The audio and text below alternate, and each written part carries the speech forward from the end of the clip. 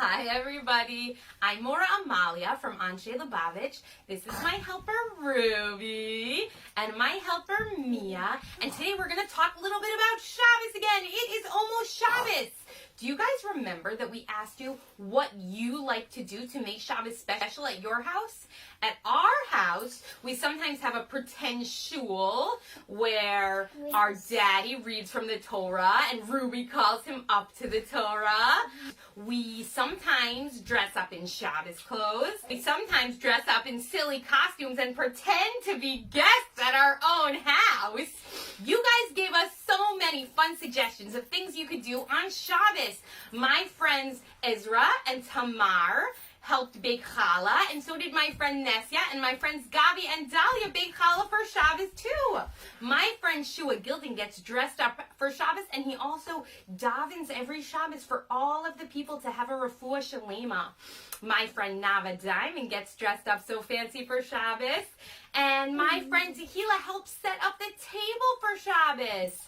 My friends Ari and Moshe Lipschitz had so many good suggestions. They have a pretend shul at their house where they daven, and they also have a fun trivia game that they play with funny questions about their family and their relatives at their Shabbos table, and they also get to choose the food that their mommy makes for Shabbos. We loved all of these ideas, and we're going to try to bring some of them into our house.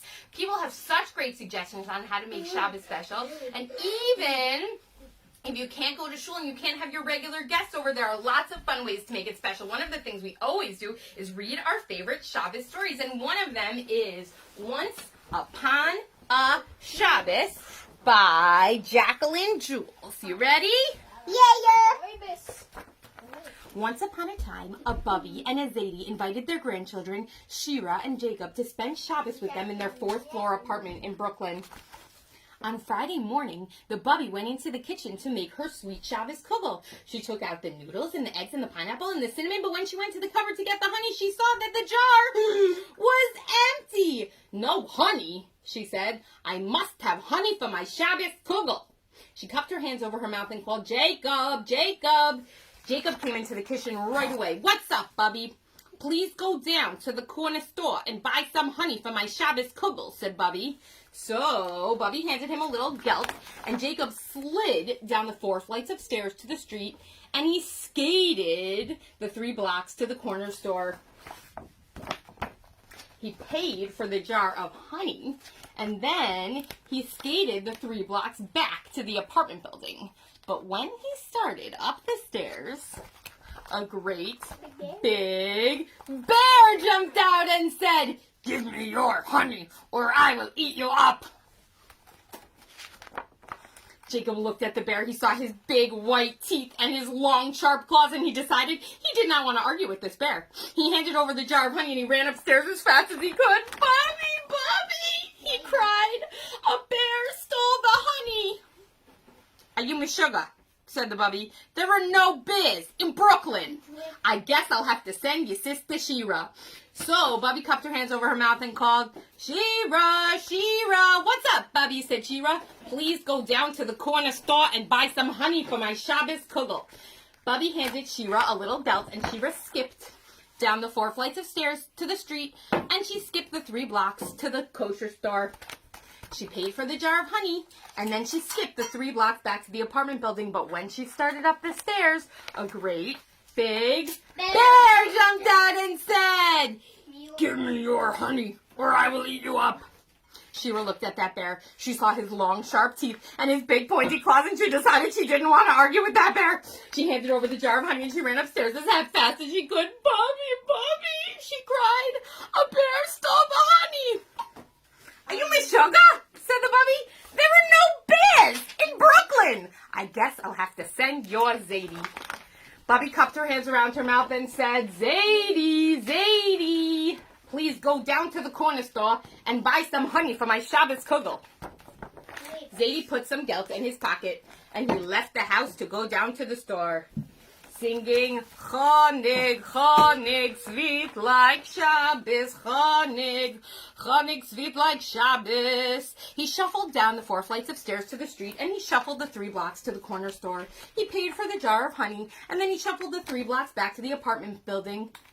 But when he started up the stairs, a great big bear jumped out and said, "Give me your honey, or I will eat you up."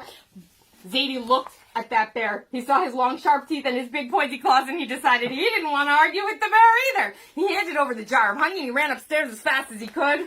"Bubby, you're not gonna believe this, but a bear stole the honey." "Are you Meshuggah?" said the bubby. Yeah. "There are no bears in Brooklyn. I guess I will have to go myself." So Bubby put on her hat, and she marched the 4 flights of stairs down to the street, and she marched the 3 blocks to the corner store. She paid for the jar of honey, and then she marched the 3 blocks back to the apartment building. But when she started up the stairs, a great big bear jumped out and said, "Give me your honey, or I will eat you up." Well, Bubby was a balabusta. She was the boss, and she wasn't going to let anything interfere with her Shabbos dinner. So she said to that bear, "Bears don't live in Brooklyn." "I know," said the bear in a very sad voice. "I'm lost." And he sat down on the stair and he put his head in his hands. Bubby felt so sorry for the bear because he looked so sad she couldn't help but feel Rahmanas. "So where do you come from?" she asked him. "I come from a storybook," said the bear. "A storybook?" said Bubby. "My grandchildren love stories. Why don't you come for Shabbos dinner, and then you can tell them, after dinner, you can tell them your story." "Shabbos dinner?" said the bear. "I would love to." "What can I bring?" said the bear. "You can bring some honey," said Bubby, and Bubby and this bear climbed the 4 flights of stairs to the apartment singing, "Honey, honey, sweet as Shabbos, honey, honey, sweet as Shabbos." That is one of our favorite Shabbos books in the whole entire world. We read it every week at Anjay. And speaking of silly guests that you could have on Shabbos, my friend Morah Newport got me some very exciting guests. They're actually for all of us. Very exciting guests. Are you guys ready?